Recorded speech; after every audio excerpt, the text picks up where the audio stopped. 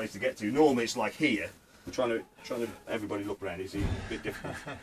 Right, Aldi system. If you're aware, it's got the boiler and the Aldi system, and the boiler and the water heater is all in one unit. You don't have to fill it or anything, do you? No.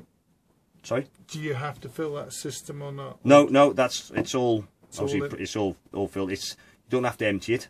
It's got an antifreeze water mix. That's it. Yeah, so you don't need to drop it or drain it for winter. Okay, so obviously it's all filled now, ready to go. Can I ask another question? Is that a serviceable item after so many years or not? Yeah, it's. I'm not sure exactly how much life it's got. It's either 2 or 3 years. Then it needs to be obviously flushed out. It's not part of the service itself, so it's an extra. Is it? If you imagine like your car, after a certain period of time, your antifreeze isn't as effective, is it? So they reckon around about, I think it's up to about 3 years. Then you can get like a 10-year life antifreeze in it, right? If you wanted to. Yeah. Okay. Okay. Okay. So what I'll do, I'll just bring the temperature up, even though it's warm enough in the moment, just to show you that. Okay, what that is, that's your circulation pump operating. Okay, top right, that's to show you got electric connected. Then the line going across a little house with a thermostat, that's to show you what the room temperature is. Right. Okay. Yeah. That's the on-off button there. See a little green light on, that's to say it is on. Press your menu button. Now we can change the temperature if you want to. So once you set the energy going, you can't actually physically switch the heating off itself. All you do is just bring the temperature set below the room temperature. So obviously the room temperature at the moment is showing 19.5. Yeah. If by using that button, press the minus button, bring it below that, circulation pump's off. So that's then now stopping the heating going around your van. Yeah. Okay. So if obviously you don't want the heating working, you just bring it below the level of that. So the lowest it will go is 5 degrees. The highest it will go is 30 degrees. Right. Okay. Okay. The next one down is your water heating. That's your water heating off.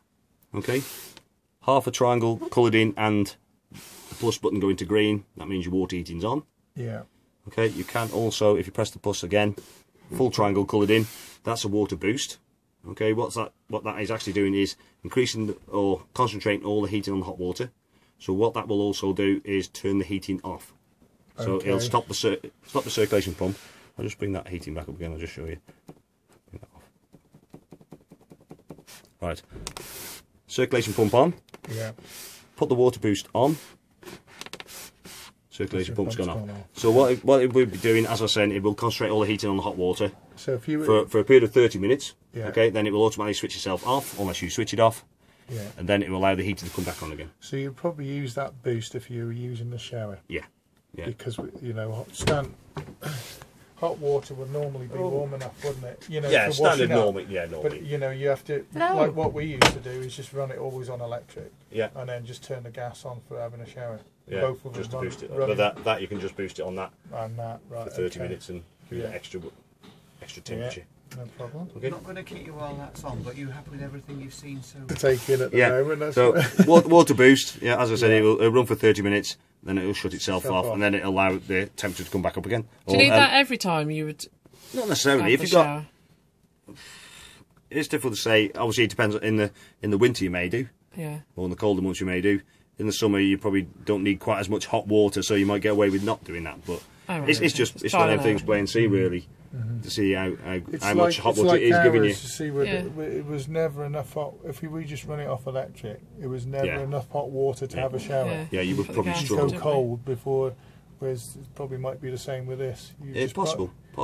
Yeah. The other thing is, obviously, with that, it was just doing the heating of the hot water or the hot water tank, and not doing anything else. Whereas this one, if you obviously you're going to imagine it's heating the water and the room at the same time.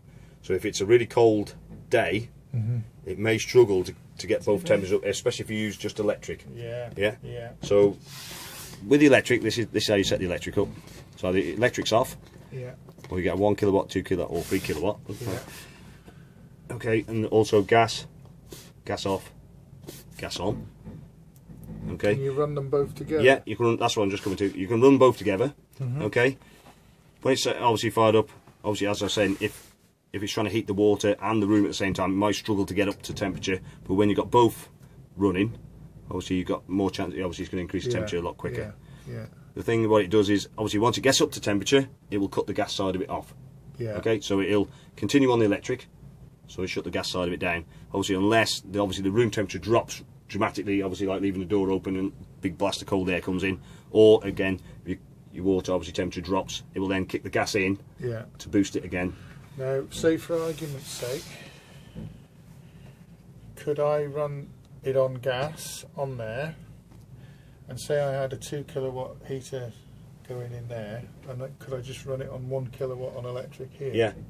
Because if I had if you had another heater on in the awning, yes. as we do, and yeah, that's it. That's what you've got to be careful of. Yeah. Obviously, anything. If you start obviously using microwave, I've got an electric hob. You've got the heating. If you've got everything on flat out on electric, the likelihood it's going to trip that bollard. Yeah, we've done that a few times. Yeah.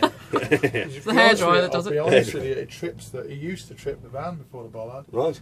Yeah. Normally, it's usually the bollard that go quite quickly right. because you like on the caravan club sites, they tend to be about 16 amp, but you get some others that are slightly less. You can get down to 6 amp and things like that, and trip quite quickly. If we were on caravan club, it would just trip the caravan, but we would have to have everything. I know you must have been belting out a fair bit of power then if you were you managed to trip your own van off. That's which was quite good because it tripped the van before the bollard. Yeah, well that's it. Especially it all depends on the bollard and the warden. If some are secure and you can't get them and trip before the trip's back up again, it's a bit annoying that you're going to the warden. Can you go and trip? Yeah. Okay. Right. So that's how to get your heating and hot water up and running. So if you had your electric on 1 kilowatt with your gas on, it'd obviously gas would be the priority, and then electric. No, you can change between priorities as well. It will still do, as I said, at the moment it's prioritised to electric. Yeah. So if you run it on as it is now, gets up to temperature, gas will go off. Right. So it'll continue to run on 1 kilowatt then. Yes. Okay. Yeah. So unless you change the priority on it, which it'll run on gas, and then obviously the other way around. Okay. How did you change? Can you change the priority? Yes, you can. Yeah. I'll get to that now. Okay. Further menu. Okay. There it is. Look, you prioritise there. You can prioritise between the gas or electric. Right. So it's prioritised to electric at the moment. So you can swap it if you want to. Yeah. Other icons on here. You got clock. So obviously, if you want to check, if you want to set any of the timers, you need to set your clock. This one here is a timer for reduced temperature. Ooh, someone sounds a bit upset. Reduced temperature for night time mainly. So you can set a timer for that. Yeah. This is a 7-day timer, so you can set. Obviously, after a few seconds, it goes back to your main screen. 7-day timer. This one here is a 24-hour timer. So what that does is, if you've got it on, say you've got it on a pitch, on a seasonal pitch, and you think, well, I'm coming back on Friday, what you can do is set it up so it'll come on at a certain time on Friday. It'll run for 24 hours. Then if you haven't changed the setting or you switched it off, it will then shut itself off after 24 hours. In 7 days' time, if you haven't switched it off, it will do exactly the same. So it'll come on again. Okay. So we talked about prioritisation. This one is calibration. Okay, so obviously the heating runs on a thermostat. So if your screen is saying it's 30 degrees, and obviously it's a lot colder in here, obviously it won't allow the heating to come on because it already thinks it's at 30 degrees. Yeah. So what you need to do is reduce the temperature on the main screen by using that one there. Okay. This one here, that's what we call your backlight button. It's bright at the moment. You can have dark. Okay. So obviously the screen goes dark. You can see that it's still working because we've got a green light there. Right, yeah. If you just press the screen, and it comes back on again. Or the other one is invert. What that is a dark screen, but the icons are lit. Okay, so you can still see what you got. So it, more or less, it's just what your temperature is running. It probably shines out like a beacon at night, doesn't it? Yeah, I bet it does. Yeah. I haven't actually got this on my van, but lovely. Well, I've got the glowing. What do you call it? The little blue light on the fridge that keeps me awake. Yeah. This one here, that's to do with the bugs in your hot water tank. So Legionnaires' disease. What that does, if you set that to on, it will automatically come on around about 2 o'clock in the morning. And what they do, similar to water boost, so it increases the temperature in the water tank to kill any bugs that are in there.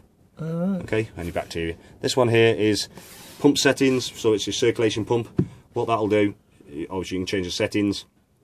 you can put it on continuous, so you can have the circulation going on continuous. It's obviously thermostat controlled at the moment. If you have it on continuous, obviously it just keeps the continuous heating in your van. Bloody hot. Yeah, it could get quite warm. The only problem with that is you may struggle to keep your water temperature, because obviously it's giving all the temperature out for you in your room. Yeah. Okay. Because it's warm in here, isn't it? Yeah. I like it. It's nice. Yeah. It's comfortable. Yeah. This one here, obviously, every time you press it, you can obviously make the buttons go beep. This one here, language, which you can talk French or German to it if you want to. This one here is an added extra, which is external, which means you can actually put a SIM card and a unit, so you can actually use your phone to switch it on and off. Right, yeah. Okay. Yeah. I remember seeing that on a caravan. Yeah, I've seen one fitted. Car it was. Yeah, well, this was a Buccaneer. Yeah. Obviously similar, but this one here, obviously these are great because actually they're not fitted, so you can have other fittings. You can have a thermostat at the front and the back, so you can obviously prioritise one end of the van or the other. Oh God, that's fussy, isn't it? Yeah, obviously there's so much stuff you could actually attach to these things. Reset, obviously if there's any problems you can reset it, or if you've been playing with it and you're not sure what you've hit, just hit reset and it goes back to the factory settings.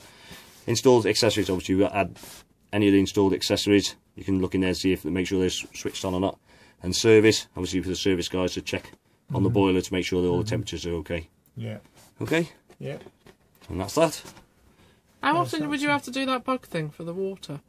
Well, obviously when it's getting up to the temperature, it's okay. It's when it's obviously, especially if you like using the shower, because the temperature's going to drop up and down. So it's when it drops below, I think it's 65 degrees. That's when the bugs can start going, start multiplying, I should say. But once it gets up to temperature, it should kill them anyway. Once it gets up to, normally it's about 70 degrees, it's usually killing them anyway. Yeah. But even if you do the water boost, exactly the same, does exactly the same job. It's just boosting the temperature of the water, and that'll kill anything that's in there anyway. Obviously, drain it regularly as well. Obviously helps. And put fresh water in and. Yeah, well, we drain it every. I drain it every time I go away anyway. Yeah. Well, I tend to drop it as I'm travelling. I open it just as I go out the gate. My wife comes in, opens it up, opens all the taps, and it drains as I'm going along. So obviously that bouncing around also helps it to drain as well. Yeah. Obviously by opening the taps to centre, that obviously allows the air to draw through. We've never have we used the water out the taps for drinking? No, I wouldn't know. No, we never. It's all right if you boil it. Yeah. If you boil the water, it should be fine. We tend to use bottled water or whatever. Yeah, we do. Yeah. I wouldn't use it off the onboard tank, things like that. No.